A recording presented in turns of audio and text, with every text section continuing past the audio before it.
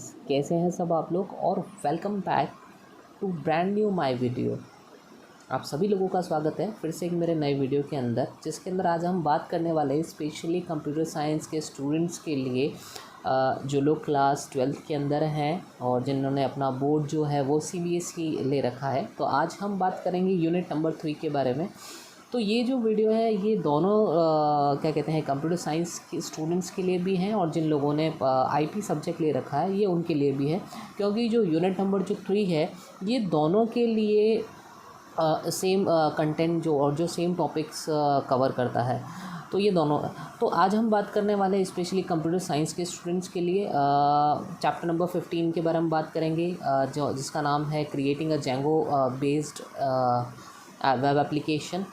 तो इस चैप्टर के अंदर हम क्या क्या चीज़ों को कवर करेंगे, तो सबसे पहला हम कवर करेंगे इंट्रोडक्शन के बारे में, देन उसके बाद में हम कवर करेंगे फ्रेमवर्क के बारे में, उसके बाद में website and web application works के बारे में डिस्कस करेंगे, इंस्टॉलेशन जेंगो के बारे में हम बात करेंगे कैसे हम करेंगे इसको इंस्टॉल, एंड उसके बाद में हम इसका वर्चुअल इन्वायरमेंट को कैसे एक्टिवेट करेंगे। तो सबसे पहला जो हमारा काम है वो है इंट्रोडक्शन के अंदर। इसके अंदर सबसे पहला हमारा माइंड के अंदर ही सबसे पहला ये क्वेश्चन आता है कि व्हाट इज़ जेंगो, आखिर जेंगो है क्या और जेंगो को पाइथन के अंदर हम क्यों यूज़ में ले रहे हैं। अगर हम डेफिनेशन की बात करें तो डेफिनेशन के अंदर है Django is one such web framework that is use to along with Python to develop dynamic websites, to develop efficient websites. देखो इसके अंदर ये बोल रहा है कि जेंगो जो है ये बेसिकली वर्क करता है आपको वेबसाइट्स को डेवलप करने में। जो बेसिकली जो जेंगो है वो वर्क करेगा आपका वेबसाइट को डेवलप करने के अंदर वर्क करता है। ओके, किस तरीके की वर्क वेबसाइट को डेवलप करने में, जिसके साथ में यूज़र जो है उसके साथ में इंटरेक्ट कर सके। अब वेबसाइट्स भी हमारे दो अलग अलग कैटेगरीज़ की होती हैं, उसके बारे में हम आगे आगे वाले टॉपिक में हम उसके बारे में डिस्कस करेंगे। एंड अब बात करते हैं वेब फ्रेमवर्क ये है कि जो फ्रेमवर्क है, खैर लैंग्वेज तो ये जेंगो है, लेकिन इसका जो भी फ्रेमवर्क है वो फ्रेमवर्क होगा आपका पाइथन के अंदर। तो फ्रेमवर्क के बारे में हम पहले जान लेते हैं कि फ्रेमवर्क क्या होता है, व्हाट इज़ अ फ्रेमवर्क। तो फ्रेमवर्क की अगर नॉर्मली डेफिनेशन अगर पूछी जाती है तो ये है, a framework makes available the majority of code which you can fit in your app program according that you need. Websites तो हैं, मतलब वेब पेज तो हमने बनाया है, लेकिन वो वेब पेज किस तरीके से वर्क करेगा तो ये डिपेंड करता है हमारे कोड के ऊपर, और वो कोड हम लिखेंगे पाइथन के अंदर।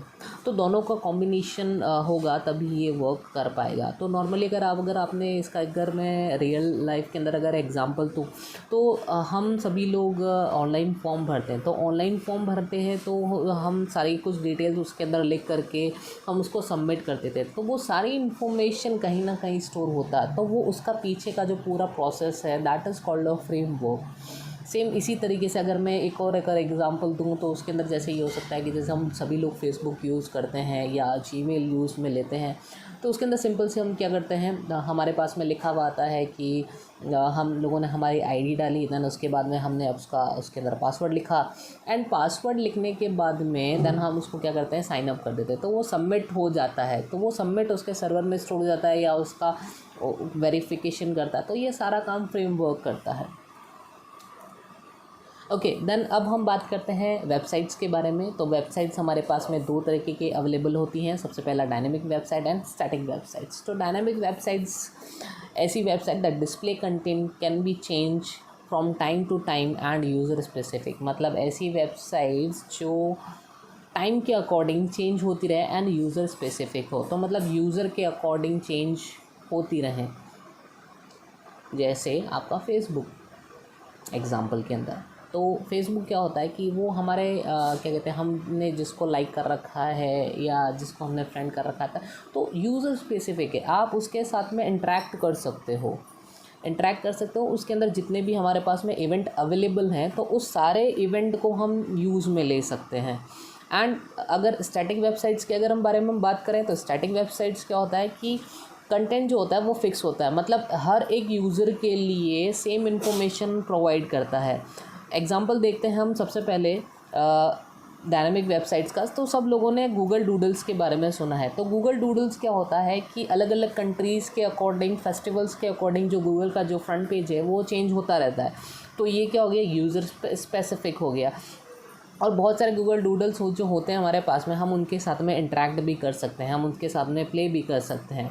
देन इसी तरीके से अगर हम स्टैटिक वेबसाइट्स के अगर हम बारे में बात करें, तो स्टैटिक वेबसाइट्स जैसे हमारे पास में अमेज़ोन हो गया या फ्लिपकार्ट जो हमारे पास में अवेलेबल है, तो ये दो जो वैसी वेबसाइट है, तो इसके अंदर ये है कि हर एक यूज़र के लिए सेम कंटेंट अवेलेबल है, हर एक यूज़र के लिए सेम इन्फॉर्मेशन जा रहा है। उसकी प्राइसिंग अगर मैं बात करूँ, अगर किसी पर्टिकुलर प्रोडक्ट के बारे में बात करूँ, तो मैंने जो प्रोडक्ट देख रहा हूँ या मेरा कोई दूसरा विजिटर अगर वो उस प्रोडक्ट को दे रखा है, तो सेम प्राइस पर जो चीज़ मुझे यहाँ पर दिखाई दे रहा है, तो वो प्राइस उसको भी नज़र में आएगा।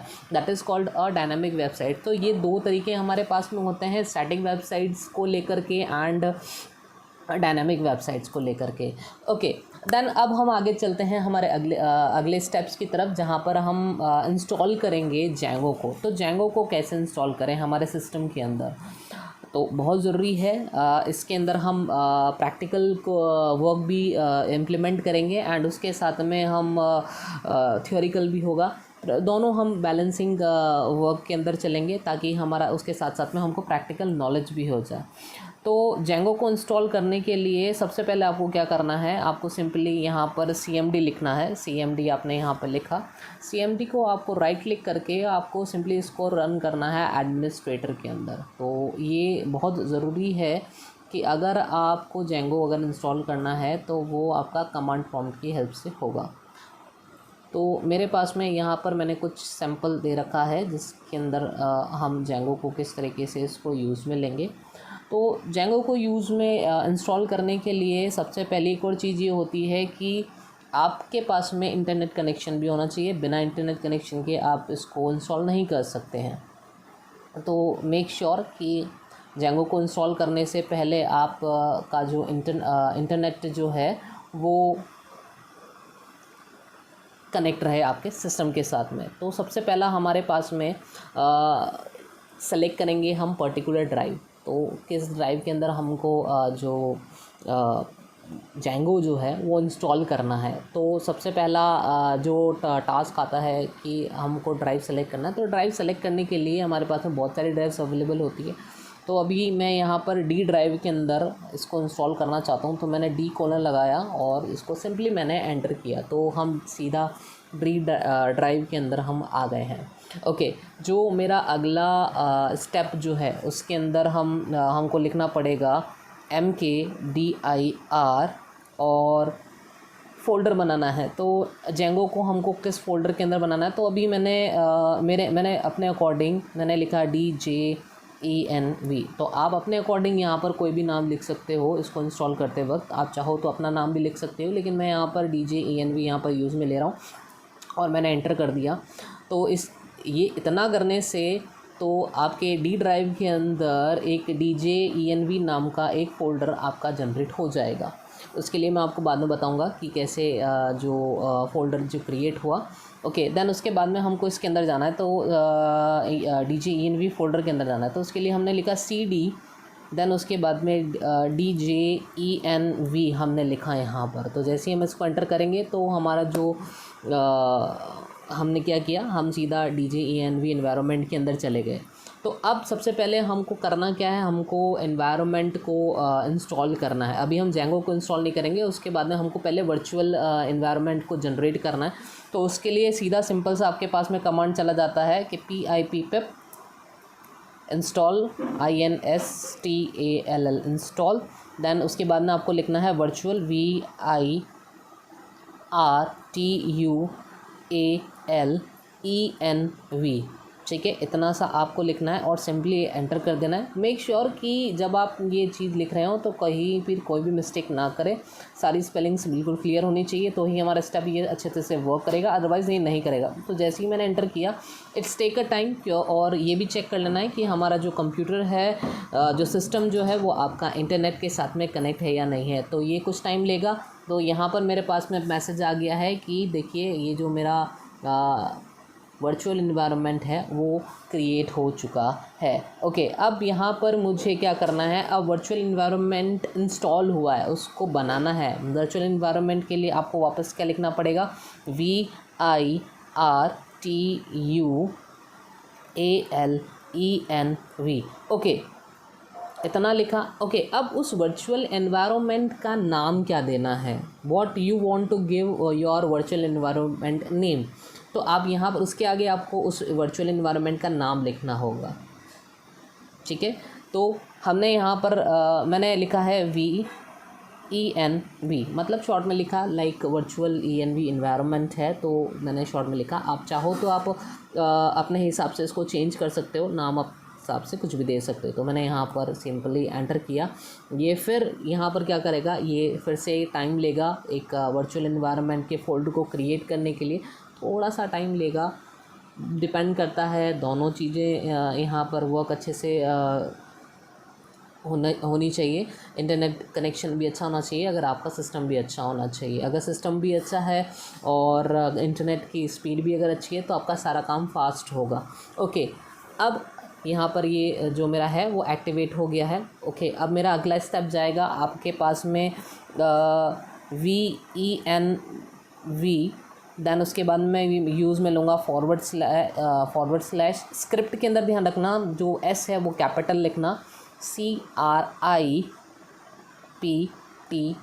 स्क्रिप्ट्स। देन उसके बाद में आपको फिर से फॉरवर्ड स्लैश को यूज़ में लेना है। देन उसके बाद में आपको एक्टिवेट करना है, तो एक्टिवेट के लिए ACTIVATE एक्टिवेट लिखना है। तो ये देखो यहाँ पर एक छोटे से बॉक्स के अंदर यहाँ पर इन्वायरमेंट मेरा काम कर रहा है। तो इसका मतलब ये है कि मेरा सारा प्रोसेस अच्छे से हुआ है, मैंने कहीं पर भी कोई भी मिस्टेक नहीं करी है, जिसकी वजह से मेरा सारा काम अच्छे से हो रहा है। ओके, अब इंस्टॉल करने के लिए मेरे पास में इस पूरे वीडियो का लास्ट पॉइंट अब रह गया है, दैट इज़ फॉर इंस्टॉलेशन। अब यहाँ पर आपको लिखना है पिप इंस्टॉल Django DJANGO Django लिख करके सिंपली आपको एंटर करना है। जैसे ही एंटर करोगे तो ये फिर से थोड़ा सा टाइम यूटिलाइज़ करेगा, थोड़ा सा वेट करो आपने सिस्टम के अंदर। ये हार्डली अगर इंटरनेट से कनेक्शन है तो डोंट वरी अबाउट दैट, ऐसा नहीं है कि ये आपका बहुत सारा इंटरनेट लेगा। इस पूरे प्रोसेस के अंदर हार्डली कम से कम 30 to 40 MB आपका ऑक्यूपाई करेगा। अगर आपको मेरा वीडियो वो अच्छा लगा है तो प्लीज़ लाइक करो, सब्सक्राइब करो एंड जितना हो सके ज़्यादा से ज़्यादा शेयर करो उन सभी स्टूडेंट्स के लिए जो स्पेशली क्लास 12 के अंदर है, जिन्होंने कंप्यूटर साइंस IP दोनों ले रखा है। ये जो टॉपिक जो मैंने आज आपको बताया है ये दोनों क्या कहते हैं ऑप्शनल सब्जेक्ट्स के लिए हैं, मतलब IP वाले के लिए भी है एंड कंप्यूटर साइंस के लिए भी है, कोई स्पेसिफिक नहीं है। बट मैंने ये टारगेट किया है कि स्पेशली ये जो वीडियो है ये क्लास 12 के जो कंप्यूटर स्टूडेंट्स हैं उनके लिए बनाया है। तो प्लीज़ इसे लाइक करो, सब्सक्राइब करो और ज़्यादा से ज़्यादा इसको शेयर करो, ताकि हर स्टूडेंट्स आज के टाइम के अंदर सभी को पता है लॉकडाउन चल रहा है स्कूल्स हमारी सारी बंद है, सारा ऑनलाइन कंटेंट अवेलेबल है, समझ में नहीं आ रहा कहाँ पर जाएं कैसे करें। तो ऐसे टाइम पर ये वीडियो काफ़ी आप लोगों के लिए हेल्पफुल हो सकता है। ओके, तो इस वीडियो के अंदर हमने इंस्टॉलेशन तक हम ही जाएंगे। ओके, अगले वीडियो के अंदर मैंने इसका पार्ट 2 भी आएगा, जिसके अंदर हम Django के अंदर प्रैक्टिकल वर्क हम करेंगे। उस प्रैक्टिकल वर्क के अंदर उसका कैसे प्रोजेक्ट कंप्लीट होगा, प्रोजेक्ट के बाद में हम कैसे उसके अंदर सारा वर्क करेंगे। एंड एक और चीज़ का ध्यान रखना है, अगर हम Django कर रहे हैं तो आपको बेसिक HTML का भी नॉलेज होना चाहिए। बेसिक HTML देखो, अगर आपको अच्छा प्रोजेक्ट कर रहे हो तो उसके लिए आपको HTML का भी नॉलेज होगा। तो जितना आपका HTML अच्छा होगा, जितना क्लियर होगा, जितना ग्रूम आप अगर HTML के अंदर होगे तो आपका वेब पेज उतना ही ज़्यादा अट्रैक्टिव होगा। तो यहाँ पर ये देखो मेरा यहाँ पर फिनिश हो गया है, तो यहाँ पर लिखा हुआ आ रहा है कि दैट्स इन सक्सेसफुली इंस्टॉल। तो यहाँ पर जो मेरा Django जो है वो सक्सेसफुली इंस्टॉल हो चुका है। तो मैं आपको चेक करा देता हूँ। तो हम हमारे D ड्राइव के अंदर गए, D ड्राइव के अंदर डी ड्राइव के अंदर ये रहा मेरा DJENV नाम का, DJENV के अंदर हमने VENV नाम का एक फ़ोल्डर बनाया था। एंड ये रही मेरी सारी लाइब्रेरीज़ मेरे पास में इंस्टॉल्ड हैं और ये रही इसके सारे स्क्रिप्ट्स, सारे जितने भी स्क्रिप्ट्स के हमको रिक्वायरमेंट है, तो ये सारा का सारे स्क्रिप्ट्स हमारे पास में अवेलेबल है। तो हार्डली अगर मैं बाहर आकर के अगर मैं इसकी इस प्रॉपर्टी को अगर मैं चेक करूँ तो ये प्रॉपर्टी हार्डली आपको तो ये फाइनली हमारे पास में लाइक 33 MB 40 MB इतना ही पूरा ऑक्यूपाई करेगा। ये आप लोगों का ज़्यादा इंटरनेट यूज़ में नहीं लगेगा। अगर आप लोगों को मेरा वीडियो पसंद आया है तो प्लीज़ लाइक करें, सब्सक्राइब करें एंड शेयर करें, क्योंकि आप लोगों की मोटिवेशन, जैसे जितना आप ज़्यादा लाइक करोगे उससे मुझे मोटिवेशन मिलेगा और इसी तरीके से मैं आप लोगों के लिए इसी तरीके से अच्छे वीडियो लेके आता रहूँगा। पर उसके लिए हर एक चीज़ के लिए लाइक करो। So good bye.